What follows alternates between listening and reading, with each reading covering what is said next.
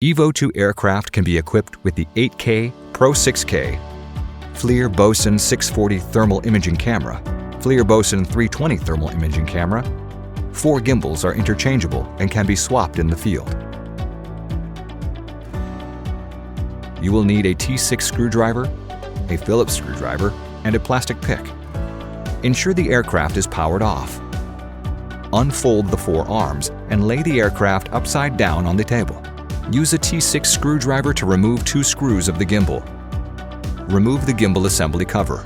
Use the Phillips screwdriver to remove the screws from the gimbal cable cover plate, and then remove the cover plate. Place the plastic pick on the lower right corner of the gimbal cable and gently lift the cable. And then lift the gimbal bracket and remove the gimbal. Align the vibration damping bracket of the gimbal with the front of the aircraft. Press the cable to ensure that the cable is installed in the correct location. Install the gimbal cable cover plate and tighten with screws. Install the gimbal cover and tighten with screws. Finally, power on the aircraft and remote controller to check the gimbal self-calibration status and image transmission. Thank you for watching.